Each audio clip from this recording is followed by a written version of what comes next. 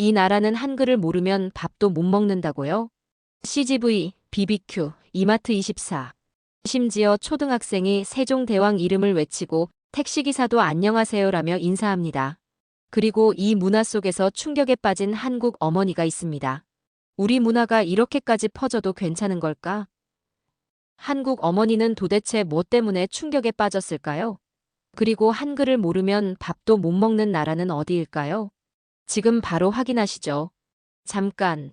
구독과 좋아요는 누르셨나요? 안 누르셨다면 지금 바로 눌러주세요. 저는 박인숙입니다. 올해 55이죠. 남편이 뇌졸중으로 쓰러진 후 3년째 병간호를 하고 있었습니다. 매일 반복되는 일상이었어요.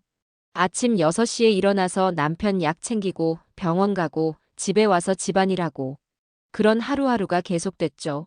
정말 지치는 나날들이었습니다. 하루 종일 말 한마디 제대로 못하고 지내는 날도 많았어요. 남편은 말도 잘 못하시고 저 혼자 모든 걸 감당해야 했거든요. 친구들과 만날 여유도 없었고 그냥 버티며 살고 있었습니다. 아침마다 남편 침대에서 일으켜 세우고 씻겨드리고 약 먹여드리고 하루 종일 그런 일들의 연속이었어요.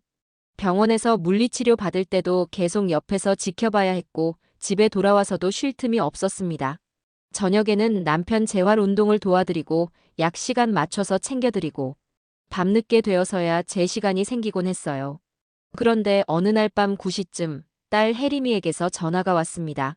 혜림이는 베트남 호찌민에서 한국어를 가르치는 선생님으로 일하고 있었어요. 유학 간 지 1년 반 정도 됐죠. 평소보다 늦은 시간이라 이상했습니다.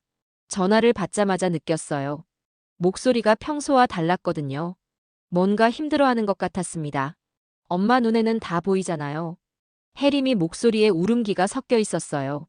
무슨 일이 있었나 싶어 가슴이 철렁했습니다. 딸이 아프기라도 한 건 아닐까 걱정됐어요. 혜림이가 말했습니다.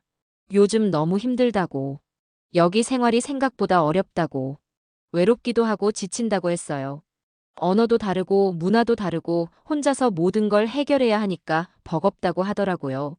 그러면서 간절하게 부탁했습니다. 엄마, 호찌민 한 번만 와달라고. 정말 간절하다고 했어요. 저는 당황했습니다. 해외여행이라니. 제 나이에 그것도 혼자서요. 남편 간병도 있고 여권도 없었거든요. 게다가 영어도 못하는데 어떻게 혼자 외국을 가겠어요. 하지만 딸의 간절한 목소리를 들으니 마음이 아팠습니다. 그 순간 결심했어요. 딸이 힘들어하는데 엄마가 가줘야죠. 다음 날부터 부랴부랴 준비를 시작했습니다. 여권 만들고 비자 신청하고 항공편 예약하고 남편 간병은 시어머니께 부탁드렸어요. 생애 첫 해외여행이었습니다. 인천공항에서 6시간 비행 끝에 호찌민 탄선역 국제공항에 도착했습니다. 비행기에서 내리는 순간부터 긴장됐어요. 처음 와보는 외국이니까요. 공항 안부터 뭔가 익숙한 것들이 보이기 시작했습니다. 한국 브랜드 면세점들이 여기저기 있더라고요. 딸 혜림이가 마중 나와 있었어요. 오랜만에 본 딸이 많이 여위어 보였습니다. 마음이 아팠어요. 혜림이가 저를 꼭 안아줬습니다. 그제서야 안심이 됐죠. 공항을 나서는데 첫 번째 충격이 왔어요. 눈앞에 한글 간판들이 보이는 거예요. 어라, 이상하다 싶었습니다. 여기가 정말 베트남 맞나 싶었어요. 삼성전자 매장부터 시작해서 LG생활건강, 아모레퍼시픽 간판까지 보였습니다. 심지어 투썸플레이스, BBQ치킨, 이마트24까지 있었어요. 마치 명동이나 강남 거리를 보는 것 같았습니다. 정말 신기했어요. 우리나라 브랜드가 이렇게 많이 진출해 있다니. 공항에서 나오는 길에도 계속 한국 것들이 보였습니다. 현대자동차 광고판, 기아자동차 전시장, 심지어 한국 화장품 매장까지. 정말 놀라웠어요. 택시를 탔는데 더 놀라운 일이 일어났습니다. 기사분이 저희를 보더니 활짝 웃으며 인사하는 거예요. 그런데 완벽한 한국어로 말하더라고요. 안녕하세요, 어서 오세요 하면서. 저는 깜짝 놀랐죠. 베트남 사람이 어떻게 한국말을 이렇게 잘하지? 기사분께 물어봤어요. 어떻게 한국어를 배우셨냐고. 그분이 웃으면서 대답했습니다. 한국어 3년 배웠다고 한국 정말 좋아한다고 하더라고요. 한국 드라마도 매일 본다고 케이팝도 좋아한다고 했습니다. 택시 안에서 바라본 호찌민 시내는 더욱 놀라웠어요. 한국 브랜드 간판들이 곳곳에 보였거든요. 파리바게뜨, 롯데마트, 심지어 CGV 영화관까지 있었습니다. 정말 신기했어요. 마음 한편으로는 자랑스러웠습니다. 우리나라가 이렇게까지 영향력을 갖게 됐다니. 하지만 동시에 뭔가 이상하다는 생각도 들었어요. 너무 한국 같아서 여기가 정말 베트남인지 헷갈릴 정도였습니다. 혜림이에게 물어봤죠. 여기가 정말 베트남 맞냐고. 혜림이가 웃으면서 대답했어요. 요즘 이렇다고 한류붐이 정말 대단하다고 했습니다. 다음 날 혜림이가 저를 한 식당으로 데려갔습니다. 간판에는 청담한식이라고 적혀 있었어요. 베트남에서 청담동 이름을 쓴 식당을 보다니 정말 신기했습니다. 혜림이가 말했어요. 여기 한국 음식 진짜 맛있다고 현지인들도 많이 온다고 했죠. 식당 앞에 줄을 서서 기다리는 사람들도 있었습니다. 대부분 베트남 사람들이었어요. 들어가니 정말 깜짝 놀랐습니다. 인테리어부터 한국 식당 그대로였거든요. 벽에는 한글로 된 메뉴판이 걸려 있고 심지어 직원들도 한복을 입고 있었어요. 마치 인사동에 있는 전통 한식당 같았습니다. 한국 전통 음악도 은은하게 흘러나오고 있었어요. 베트남 직원이 저희를 맞이했는데 유창한 한국어로 인사하더라고요. 어서 오세요. 몇 분이세요? 하면서 정말 자연스러웠어요. 발음도 완벽했습니다. 자리에 앉으니 물김치와 밑반찬이 나왔어요. 맛을 보니 한국과 똑같았습니다. 어떻게 이렇게 맛을 똑같이 낼 수 있을까 신기했어요. 김치도 제대로 익었고 나물도 정말 한국 맛 그대로였습니다. 직원이 다시 한국어로 물어봤어요. 물김치 더 드릴까요? 하면서 정말 완벽한 발음이었습니다. 그런데 더 놀라운 건 손님들이었어요. 옆 테이블에 앉은 베트남 가족들이 한국어로 대화하고 있는 거예요. 처음에는 한국 사람인 줄 알았습니다. 그런데 잘 들어보니 베트남 사람들이더라고요. 아이가 아빠에게 완벽한 한국어로 말했어요. 아빠, 김치찌개 시켜요.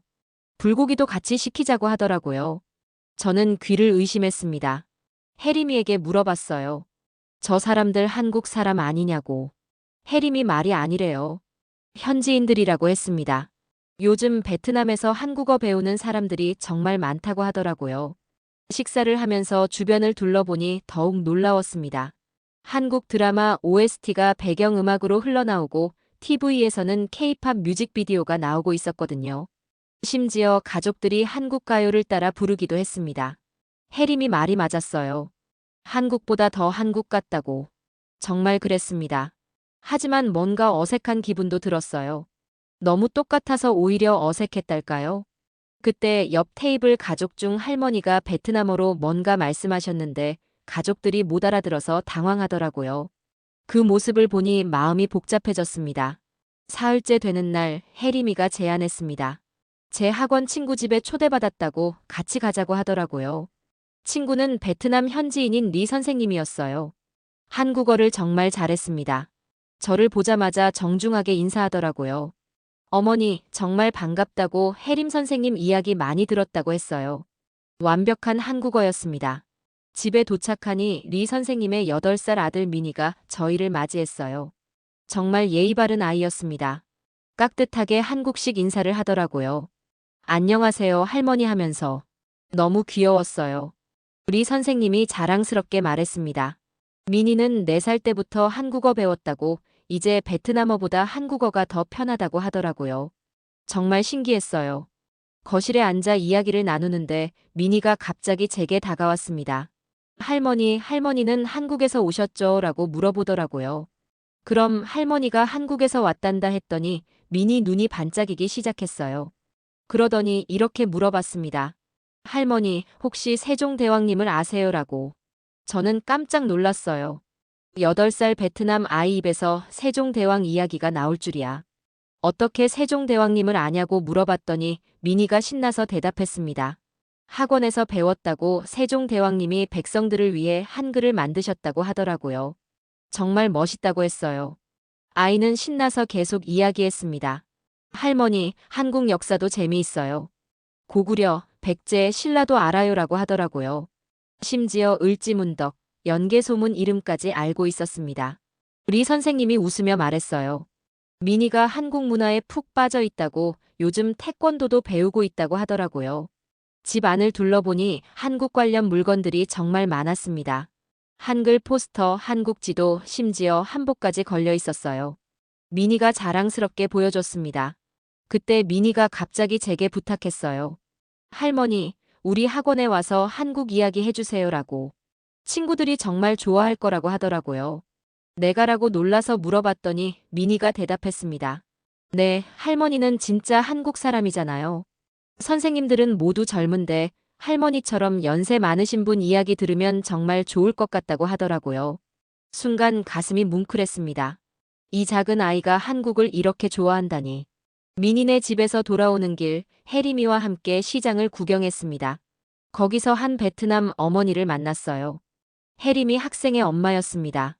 응옥 씨라고 하더라고요. 저희를 보자마자 반갑게 인사했어요. 선생님, 안녕하세요 하면서. 그런데 표정이 어두워 보였습니다. 뭔가 걱정이 있어 보였어요. 혜림이가 소개해줬습니다. 이분은 제 어머니라고. 응옥 씨는 정중하게 인사했지만 계속 어두운 표정이었어요. 그러더니 혜림이에게 물어봤습니다. 혹시 상담할 시간 있으세요라고. 아이 때문에 고민이 있다고 하더라고요. 근처 카페에 앉아 이야기를 들어봤어요. 응옥 씨가 한숨을 쉬며 말했습니다. 선생님, 저희 아이가 한국어는 정말 잘해요라고. 한국 드라마도 자막 없이 보고 케이팝 가사도 다 외운다고 하더라고요. 그럼 좋은 거 아니에요라고 혜림이가 물어봤어요. 응옥 씨가 고개를 저었습니다. 문제는 베트남어라고 하더라고요. 저랑 대화할 때도 한국어를 섞어서 쓴다고. 할머니, 할아버지랑은 아예 대화가 안 된다고 했어요. 응옥 씨 눈에 눈물이 맺혔습니다. 어제 아이가 저한테 그러더라고요라고 하면서 목소리가 떨렸어요. 엄마, 베트남어 왜 배워야 해요라고 아이가 물어봤다는 거예요. 한국어가 더 멋있는데요 라고 했다고 하더라고요. 그 말을 들으니 가슴이 답답했습니다. 아이가 자기 나라 말을 싫어한다니. 상상도 못했던 일이었어요. 응옥 씨가 계속 말했습니다. 선생님, 제가 뭘 잘못한 걸까요? 라고. 아이 미래를 위해 한국어를 배우게 했는데 라고 하더라고요. 자책하는 목소리였어요. 혜림이가 위로했습니다. 응옥 씨, 한국어도 중요하지만 베트남어도 소중해요 라고. 둘 다 할 수 있으면 더 좋은 거라고 했어요. 저는 갑자기 우리나라 과거가 떠올랐습니다. 일제강점기 때 우리도 우리말을 잃어버릴 뻔했잖아요. 그때 우리 조상들이 얼마나 힘들었을까요? 한글을 지키려고 얼마나 노력했는지. 응옥 씨에게 말했어요. 저도 비슷한 경험이 있어요라고. 옛날 우리나라도 그런 적이 있었다고 했습니다. 일제강점기 이야기를 해드렸어요. 응옥 씨는 고개를 끄덕이며 들었습니다. 그래서 베트남어도 정말 소중한 거예요 라고 말했어요. 아이한테 베트남의 좋은 점도 많이 알려주세요라고 했습니다. 응옥 씨가 고맙다며 인사하고 갔어요. 저는 마음이 무거웠습니다. 한국 문화가 좋은 건 분명하지만 다른 나라 문화를 밀어내면 안 되는데 말이죠. 그날 밤 혜림이와 둘만의 시간을 가졌습니다. 호텔방에서 차를 마시며 이야기했어요. 혜림이에게 물어봤습니다. 솔직히 말해봐라고. 여기서 지내면서 어떤 생각 드냐고 했어요. 혜림이는 잠깐 고민하더니 입을 열었습니다. 엄마, 처음에는 정말 좋았어요라고 하더라고요. 한국 문화가 이렇게 사랑받는다니 자랑스러웠다고 했어요. 그런데요 라고 말을 이었습니다. 시간이 지나니까 뭔가 이상해요라고 하더라고요. 한국식 교육 방식이 그대로 들어왔다고 했습니다.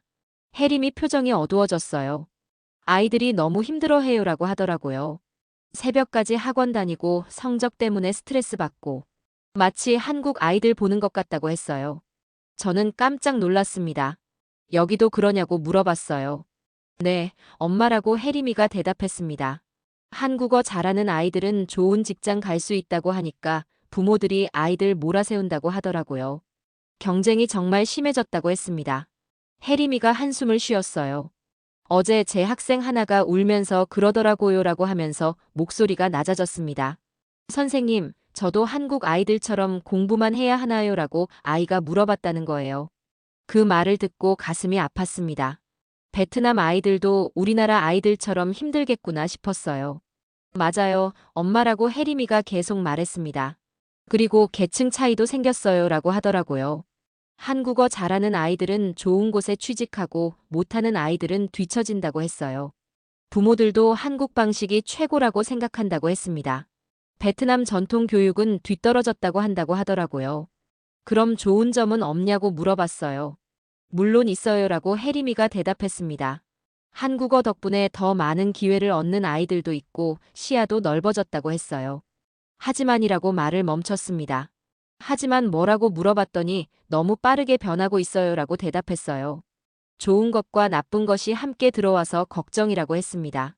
그날 밤 잠자리에 들면서 생각이 많았습니다. 우리 문화가 사랑받는 건 좋지만 부작용도 있다는 걸 처음 알았어요. 한국의 경쟁 문화까지 그대로 전해지고 있다니. 정말 복잡한 기분이었습니다. 며칠 후 민희네 학원에서 특별 수업을 하게 됐습니다.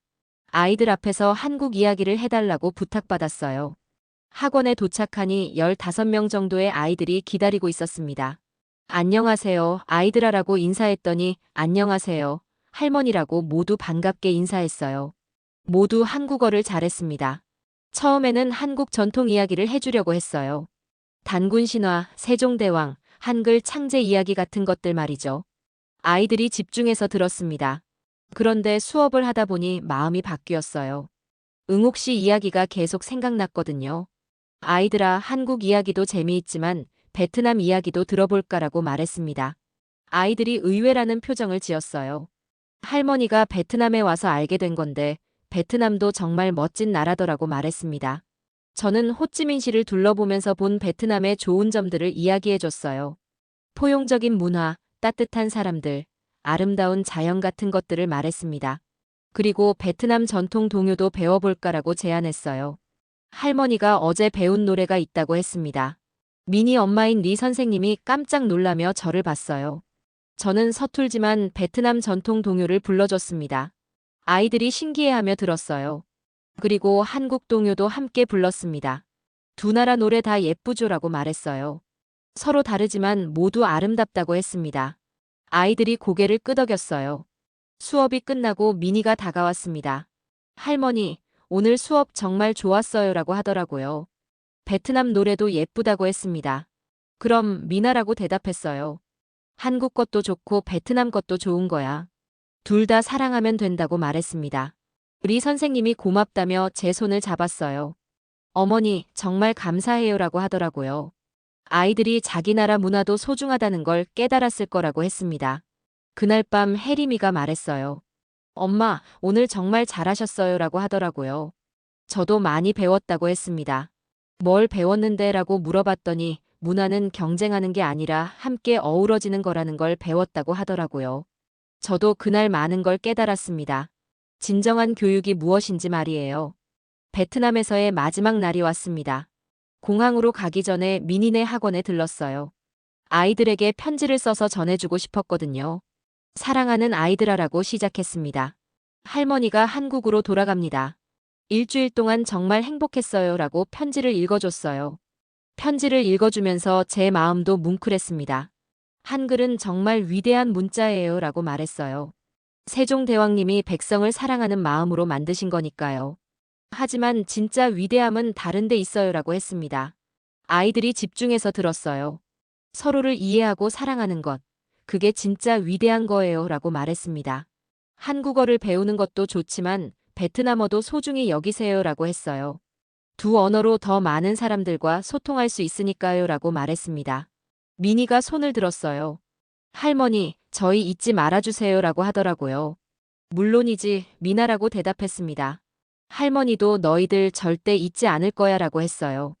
공항에서 혜림이와 작별 인사를 했습니다. 엄마, 정말 고마워요 라고 혜림이가 말했어요. 엄마 덕분에 제가 뭘 해야 할지 알겠다고 하더라고요. 뭘 하게라고 물어봤더니 한국어만 가르치는 게 아니라 두 나라 문화가 함께 어우러질 수 있도록 도울 거라고 했습니다. 비행기 안에서 창밖을 내다보며 생각했어요. 일주일 전만 해도 저는 그냥 평범한 아줌마였습니다.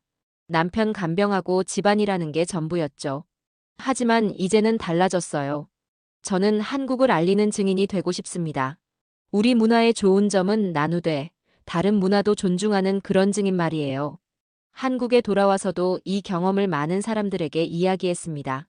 우리 문화가 세계에 미치는 영향, 그리고 그에 따른 책임에 대해서 말했어요. 지금도 미니와 편지를 주고받고 있습니다. 그 아이는 한국어도 잘하고 베트남어도 잘하는 멋진 아이로 자라고 있어요. 저는 이제 진정한 선생님이 된 것 같습니다. 나이는 55이지만 배움의 끝은 없다는 걸 깨달았거든요. 앞으로도 계속 배우고 나누는 삶을 살고 싶어요. 문화는 하나를 선택하는 게 아니라 함께 어우러지는 거라는 걸 알았습니다. 그게 제가 베트남에서 배운 가장 소중한 교훈이었어요. 오늘의 사연은 어떠셨나요? 재미와 감동이 있었다면 구독과 좋아요 부탁드립니다. 감사합니다.